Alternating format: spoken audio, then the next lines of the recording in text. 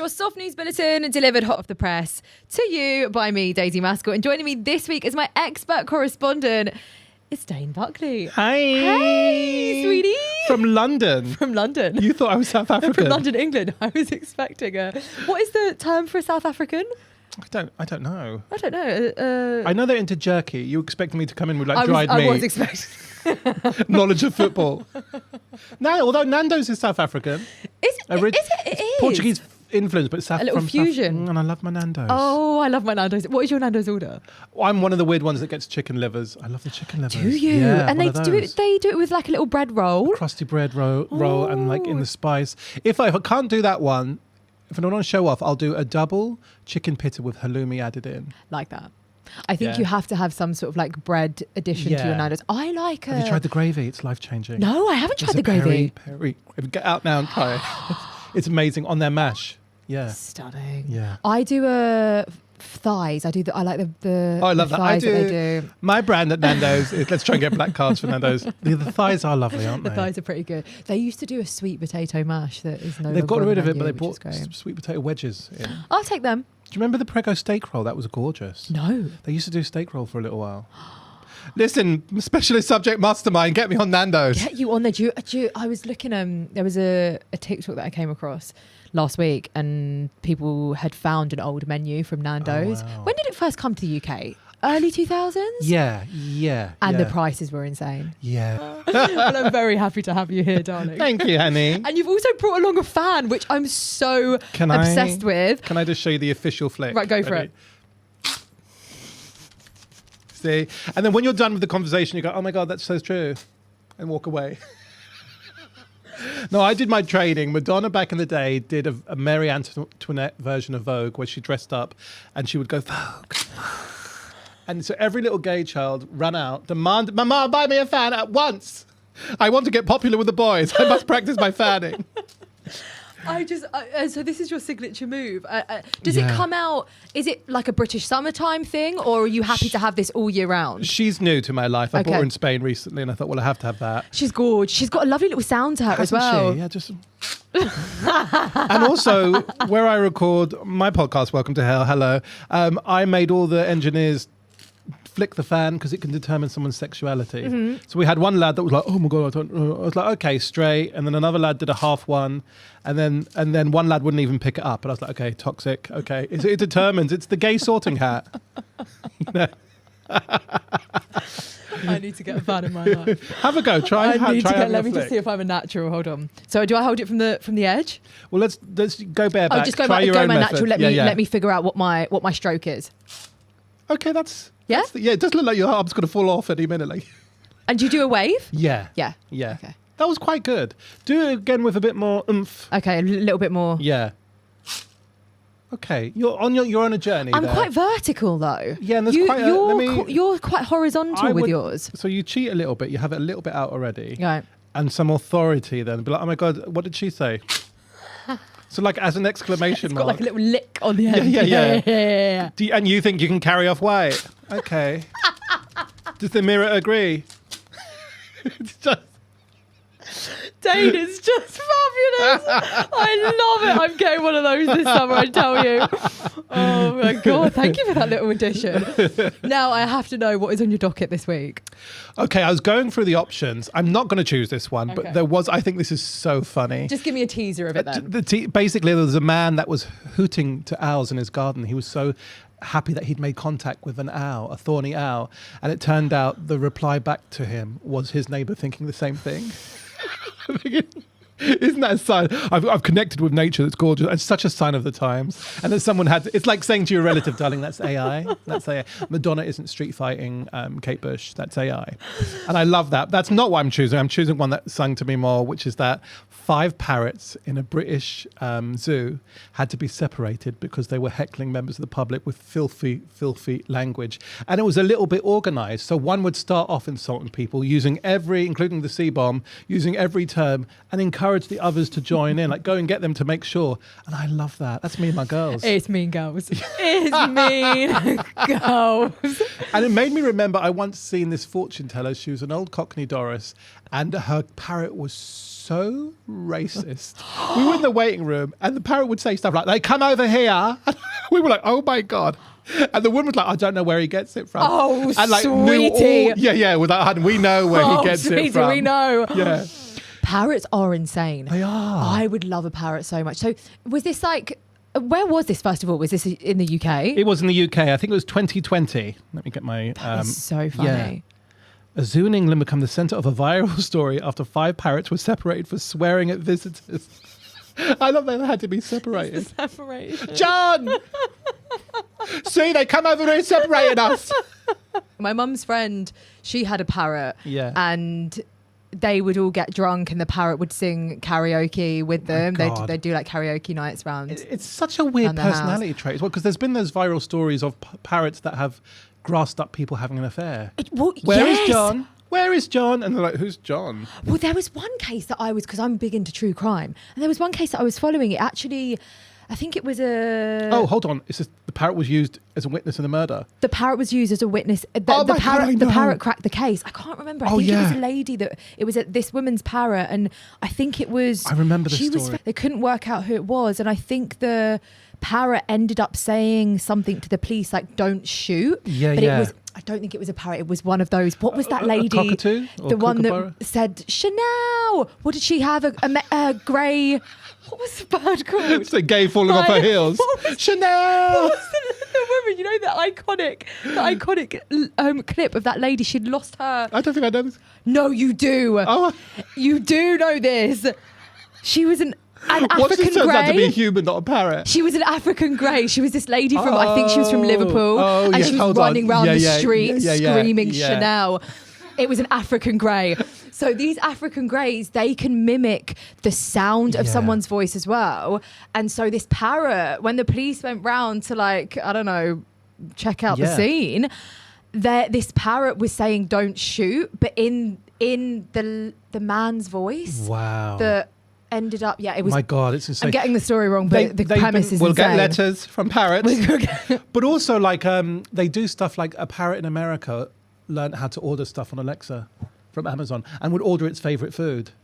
It's crazy. I only found out recently that birds descend from reptiles. Did you know this? Did you watch that Netflix thing, that Netflix dinosaur show? And they were saying that apparently like all birds were dinosaurs. Yeah. And I only found that recently. But if you look at their faces and their claws, you can see it. Do you like a bird? Listen, not really, no. I don't feel like you can trust them. I feel like they're going to rip. I'm more, give me a dog. Give me that kind of like a warm mammal. Yeah. In my men and in my animals. Yeah. You like a hair. You like the hair. And the love, the neediness. When cat people and their agenda say, "Yeah, but dogs are really needy," that's delicious. That's what I want. Be sniffing at me here and demand that I take you for a walk.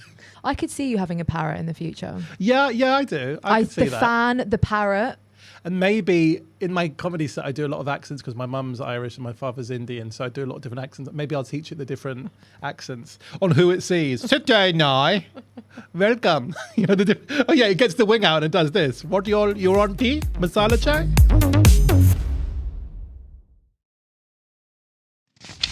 I want to get your thoughts on this because this was something that I came across on my algorithm this week. Yeah. I don't know if you knew this. This was complete news to me. But there was a time in history where you could mail your child through the postal service. No. Did you know this? So it was in 1913. They were slimmer back then. Parcel post was introduced in the US, allowing people to send larger packages through the mail. But within weeks, some parents realised that if their child weighed less than the package limit, mailing them was cheaper than buying a train ticket. And it took 7 years for an official rule to be brought in that banned this practice. Were they in boxes? How did that work? So I was digging into it a little bit more, and I think they would put them in, you know, those like carrier carts that transport all of them. We're off to see Auntie Melba.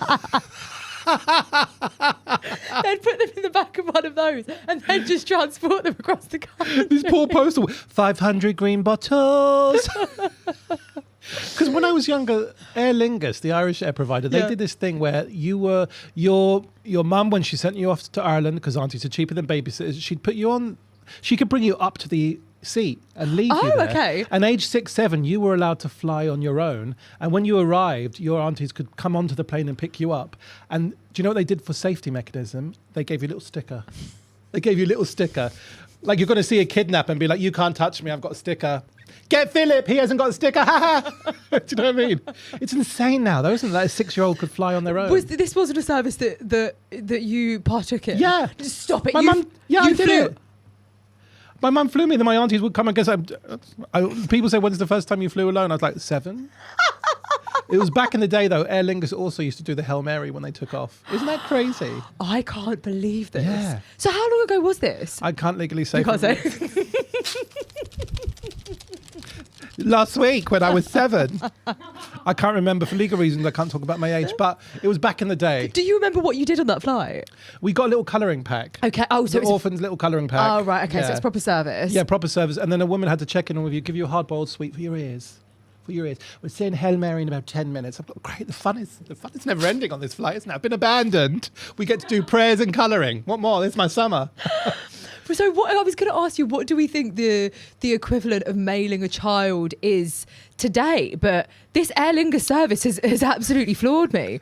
Auntie Air. Well, there was a Auntie Aer Lingus. Auntie Airways. Wasn't there a thing recently where a 7-year-old made it onto an Aussie flight on his own? And it was crazy, isn't it? So what would the equivalent, the male equivalent, it'll be Amazon. Yeah. Amazon Prime. Shove them in those Your little child's cardboard. coming next day. The cupboards. Mum, do you know the code? The air's running out. The lockbox. Try 11112. Can you imagine That is finding really out that your funny. kid was getting delivered back to you by Every? You have to pick it up within 3 days or they send it back. Every, the child would never arrive. If it was Every delivering it, that child would never arrive. Oh, it'd be in pieces. That's so funny. How do we feel about airline etiquette? I travel a lot. And also my parents are hippies. They've been living in different continents. Last week they lived in Thailand. Now they live in Spain, literally. They move around a lot. So Amazing. I love air travel. Do you know about Bob? No, I don't know about Bob. Bob is the secret code, and it means best on board. And the gay air stewardess, we use it about who's the best looking person. I was Bob once when I was younger, and I know that because I was told. He said, "You're currently Bob." And I looked around. Wasn't much of a compliment because I was the only person under 90 on that flight. I'm glad this wasn't the flight that you took when you were 7. You're Bob. This is 1980s Ireland, isn't it? Oh my God, I gave the decade away. No, shush. So yeah, I travel a lot. I am very sociable, but when I get on a flight, I will do the initial hi, how are you? Then don't talk to me because we've got 20 hours in the air and I can't hold in my stomach and my farts for that long. So I need to come and become myself. And then 2 minutes before we land, I'll check in again. I cannot do 20 hours of small talk. So I kind of do, oh my God, that's great. I do that. And then disengage completely. Are you? How do you feel about like shoes on, shoes off? I am shoes off. Up in the thing, I've got my stockings on. And then because I'm chubby, I like to join all the fitness people at the back and do half a stretch. Be like, look at me, I'm one of you. Look at that. I did half a stretch. Did you see? And then because I don't sleep on the flights, I've got all my programs on me phone. Anyone hits my chair, I do a really quick, sharp whack back. Sorry. Hit them with a hand if they touch that. I won't engage. Any children, I do the passive aggressive. Okay. Get in my little diary. Revenge later on, in about 2 hours, I'll get that bitch back for doing that. Okay, I'm really petty. I want to protect my area, make it lovely. Now, you want to sit next to, ideally, an average-looking or ugly person that doesn't smell. You don't want to sit next to a hottie. That is so exhausting. You have to sleep with your mouth closed. You can't dribble. I've done that before, and it was sat next to me like a Greek god, and I was like, oh God, this again. No food for me, for I don't eat. Do you know what I mean? I'm not doing that. You don't want to sit next to the Bob? No way. Sit on the Bob, but I want to ideally like a middle-aged motherly HR mother. That's what I want. Yeah. I want. Also keeps herself to herself. Keeps herself to herself. Offers me a sweet as we land. Says, how was your flight? It was very good, thank you. Mm-hmm. Also, Wi-Fi is a game changer. I pay that money. There is also just something so fabulous about it too. Yeah. Right. Yeah, It makes you feel. Thank God calls don't work though, because that would be. I also think it gives you a bit of a power trip because I don't know what it is. I'm on 3 Network and I've been on 3 Network. So sorry. I know. They're terrible. Can I just say my mum has been on 3 Network? That's the reason I'm on 3 Network for about 30 years. Why is that? Is that a family tradition? I don't know. I keep it in the My family. darling, you must hand the tradition of Network 3. I don't know why your mother's Turkish in this. we pass it down. We're loyal through the generations to 3 Network. So I think the first phone that I had was, of course, on 3 Network, and I'm still stuck on fucking 3 Network. But the only thing I will say about it that it was quite fantastic, although I think other providers have added this service now, was I used to get Wi-Fi on the tube. It didn't matter what station I was at. I would get it between tunnels and all. So I'd be taking phone calls on the tube and people would be looking at me like I was God. She's crazy. Yeah, all crazy. She thinks there's someone on the end of that line. So yeah, there's something about having Wi-Fi in a space where you're not supposed to have it and no one else does. Do you know what? I think even if I had the money though for first class and business class, like it's crazy, isn't it? Like I think business class is like 10k from Oz or first class, and just think what you could do with that money. I'd rather suffer it for 24 hours, take some kind of sleeping tablet, and then spend that on something wicked. You know? Yeah. Although once Virgin Airlines call it upper class, darling, hello. Once I was moved there. I was moved because my seat was taken, and it was gorgeous. I didn't sleep at all. I stole the cutlery, the salt and pepper shaker, the pajamas. Did you have a little amenity kit? Yeah, I stole everything. I mean, that we were allowed to have, but I stole everything else. The cutlery, the salt and pepper, the plates. It was so, and I didn't want to sleep because I didn't want to lose out. I was like that the whole time. And they were like, we know that you're not used to any of this.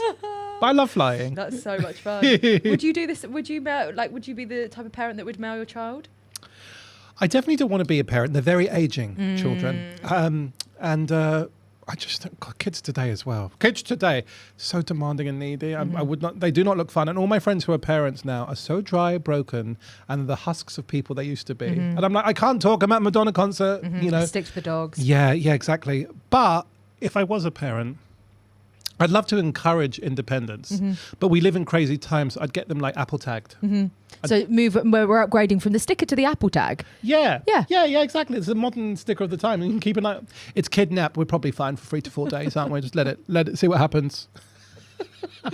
Just updating your phone, refreshing to see where your kid. It's further away now, isn't it? Kid 5. Because when I came out to my mum when I was 18, she said, why don't you go around Ireland for 3 months to hitchhike around and watch the folk festivals? So I thought, oh, not the traditional, outcome to coming out as gays, go around a little Catholic country and hitchhiking. Okay. But actually, it was the making of me. I love that she did that. I was petrified, but it was the absolute making of me. So I like to think I'd be a parent that would push my child to do those kind of things. Yeah. For sure. Knowing my luck, I'd get like a child into maths and just like being toxic and I don't want to sing these. I don't want to travel. Actually, yeah, it'll speak like that as well. From age 2, it'll speak like that. Actually, Papa, I disagree. Actually, you know my relationship with lactose. I'm a Dr. Fun over here. Why don't you just fall down this little stairs, then, you little bastard? Oh God! I used to work in child protection. I should say. Yeah, I did. I did. Yeah, no, you didn't. I did. No, you didn't. I used to run support groups for teenage parents, and I don't know why they asked me. I was like 23, working for social services. I was to help the teenagers with parenting. I didn't have a clue.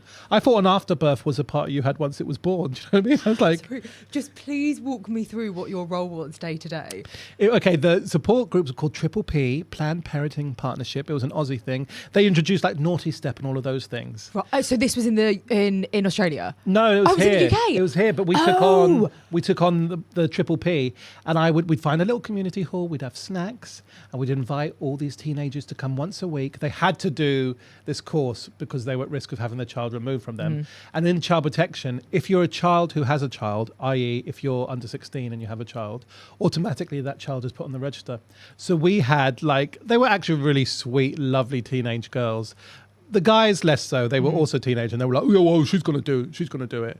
And I don't think they had been used to, I didn't threaten the lads because I'm a gay man, but also I was able to say things in a way the others weren't. When I went, you get in there. That is definitely your child. Look at the monobrow on it.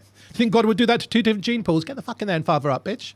And so I was really able to challenge them and I went, yeah, but I don't even know if it's my child. Have a look at it. Look at its face. Of course it's yours. Do you know what I mean? And we actually got on really, really well. I remember working with this lad. He was like, I'm only coming to that group if you can drop me to my work afterwards because I'm going to miss it. And as we were going, he was getting a bit leery. And I said, if you don't pack it up, when we get to your work, I'm going to embarrass you. So I'm going to wind that window down. I said, darling, I'll be back here at 5. Kisses. I brought you lunch. You wouldn't dare. I said, try me. You want to try me? So actually we worked really well together. I really respect them. But yeah, we had to do role plays in the support group. So like, your child's been naughty. How would you manage this? I'd punch it. No. Do you remember you're trying to keep the child? Yeah, but you're allowed to drop it the first time. Yeah, don't. Stop calling it it. Ideally, don't drop it. I mean, I've just called it it, but you're going to try and nurture and cherish your child. That's gay. Okay. Dane, I'm just like, you've painted the perfect picture of you in this role. You really have. Oh my gosh, like a wonderful super nanny-esque. You kind of want. Yeah. Well, we had these dollies to put kids off having more kids, and so you could set them to cry in the night. And like the ones they give you in school, right? Yeah. And we'd fill them with pineapple juice so that they would wet themselves in the night. Ideally, we're like trying to put these kids off multiplying. And one lad come back, and all he brought back was the foot. And I said, where's the rest of the dolly? He said, that ain't my child. I said, what do you mean? He said, foot said made in China. I was like, how are you kids allowed to procreate? This is crazy. Like, that put me off having kids for sure.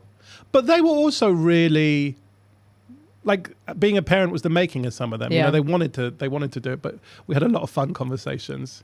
And then, of course, some of them would sleep with each other. They'd have affairs. We're like, and then have more kids. I think it's me and Bob might be the dad. We're not sure. So we're both coming to support Christ. group. I was like, I shouldn't judge, but my gosh, the WhatsApp staff chat, my gosh.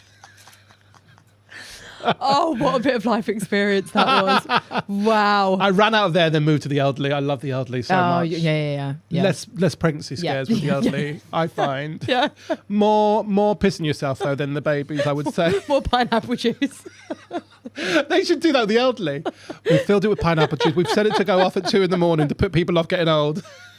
That was a good idea. Elderly dollies. It's going to shit itself about lunchtime. Fantastic. That is fantastic. And one of my girls went into labour when I was with her, and we had to rush to the birthing suite in Hillingdon Hospital. I say birthing suite. If you've been to Hillingdon, the corridor in Hillingdon Hospital. And I was with her when she gave birth. You were the birthing partner? I was down the other end looking into the eye of Sauron.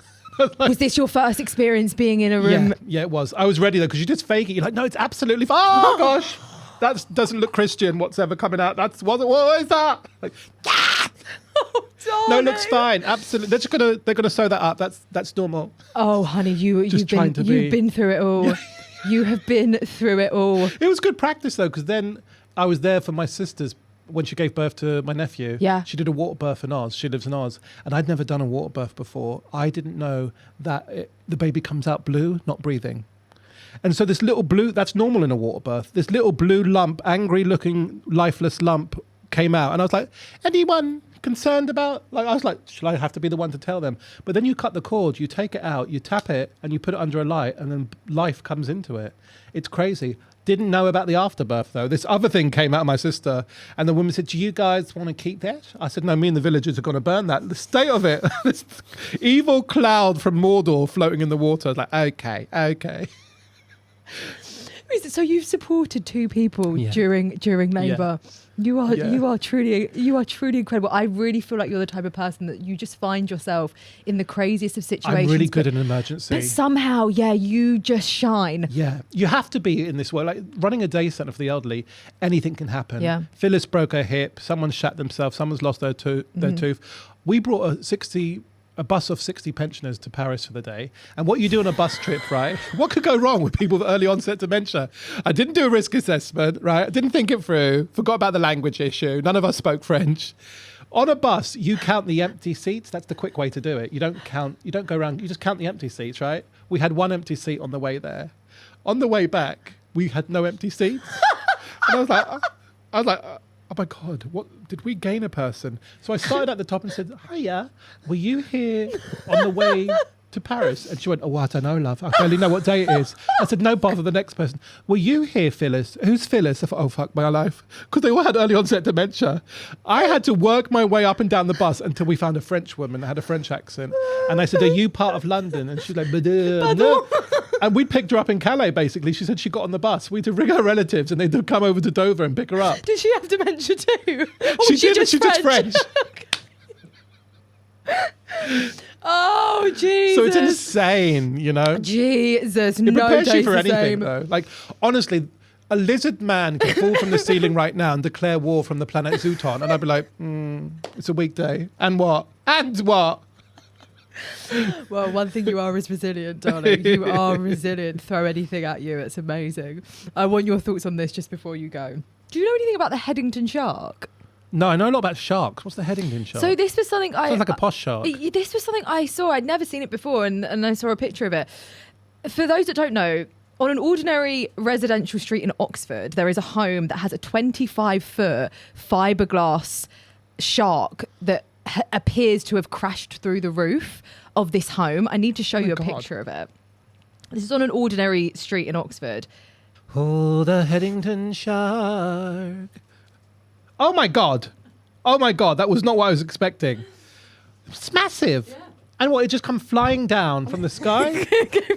I feel like that is an ordinary, typical day. If this happened to you, you'd be like, yeah. What time's lunch? So apparently it's an installation. Oh, that makes so much more sense. Yeah, it was said to be protest art, symbolising the feeling of something terrible crashing into your ordinary life. Okay. And it was linked to fears about nuclear weapons at the time. Right. And it's caused so much controversy. The council have tried to get rid of it many times because there was no planning permission, but they have now decided after a lengthy legal battle that this shark is allowed to stay. Right. Where my head went was a real shark is being moved to like another place for captivity, and it fell out of like the holder in the helicopter and went head first into a residential street in Oxford. That's a Thursday for me. That's a Thursday for you. How do we feel about this? How would you feel if your neighbour had a 25-foot shark sticking out? Yeah, no, it would be gross, wouldn't it? But it would also be a talking point. Maybe I set up a little lemonade stall. Mm-hmm. How are you as a neighbour? Because you've explained how you are as a passenger on an airline. You like your own space. Are you the type of neighbour that like keeps your head down as you're taking out the bins, or are you up for a chat? I am a mirror, so what you give me, you give back. Okay. So like the woman downstairs, she was a nurse, and so she'd get up at like 2 a.m. to get ready for work, and I'm a night owl, so I would go down there, we'd chat, I'd make bread, I'd make Irish bread, we'd have a cup of tea, we got on so well, and anything anyone needs. But also, rewind, come again if you're coming for me or starting shit. I'm like, my darling, you're playing loud music. And I'm a night owl into Irish traditional music. Get ready for 5 hours of 4 a.m. Do you know what I mean? I was like, do you want to play this game with a gay? Yeah. A regional gay? Do you really want to go there? So I'm up for that as well. Did you want to have a fight about the bins, the recycling? Because I'm up for it, hun. I've been having these imaginary fights for about 2 hours in my head. What are your neighbours like? I live in a part of Kent where there's a lot of... I live where was a lot of ladies of the night, right? Okay. And when I first moved, I think my building had been empty for a long time, so they used to congregate there. And every day I was offered a lovely oral service from the ladies. And I said, again, darling, lovely offer. Still very, very much gay. And that's not really looking to change. And then one day I'd had enough of that. I was on the phone doing something. This woman said, hi, are you looking for it? I said, the fuck's sake, I'm gay. Stop asking me. She walked off. A few weeks later, I come home. Another one from across the road offered her services. And before I could answer, another one said, don't ask him, he's gay and he gets the hump. And I was like, well, I'm wasting all of your time. Like, you aren't the lady to turn me, madam. You know? So if you were to have something in your house, this Headington shark, it was seen as a piece of art. Yeah. If you were to have something in your home, like Cribs style, something a little bit out there, out of the ordinary. Did you used to watch Cribs and MTV Cribs as a kid? Yeah, it was fantastic. Was there something that you always wanted in your home? Like, what is the... that's a really good question. What is the dream? I wanted a Tango Ice Blast machine. That's what I wanted. A Tango Ice Blast machine. Yeah, like my own personal Tango Ice Blast. I would love like machine. One of those Roman baths, those pools, like maybe the basement you walk in. You know what I mean? Yeah. And I could have a separate side entrance. Yeah. Gentlemen quarters. Like a hammam. Yes. I've been to one of those. Oh my God, it was so interesting. It's quite an experience, isn't it? Have you been to one in Turkey? I haven't been to one in Turkey, but I've been to one in the UK. Well, I die to go to one in Turkey. I'll quickly tell you the story. I hope Mum's not listening. Let me hear. I'd heard things. People of a certain persuasion frequent them. I went, but I wanted to go anyway to check it out. I noticed so many people going into changing room 13. And I went into changing room 13 and I pushed the wall. A door opened. Next door, the exact same layout. All those Turkish men were getting it on. They're not gay, my friend, not gay, but then getting it on. It was insane. It was insane. Yeah. Yeah. I need to go to a... Oh my God, yeah. I need to go to this is Ryan. in Turkey because this was not going down on Edgware Road. Well, this was a men's one, so let's pretend. Lower your voice. This is Bob. It is quite an experience. I mean, I just remember being scrubbed from like head to toe. The skin that you see coming off of you. Oh my God. It's quite a job. I'd love one of those in my house with a secret compartment as well. What happens in there? That's where we eat the carbs. Go through to changing room 13. There's just fanning workshops next door and lower it down and flick. That's what I'd have. You running them with me. No, my Tango Ice Blast machine now seems yours is far superior. I mean, dream big. Dream big. Dream big. Of a Tuesday, we could run parenting support groups for teenagers. Ideally, don't drop the child on the marble floors. We've had complaints. We've had letters. And the old people would do well in there as well because everything's wiped down. Yeah, exactly. Although a marble floor, we've lost Ethel. We lost her to the exfoliation. There'll be nothing left of her.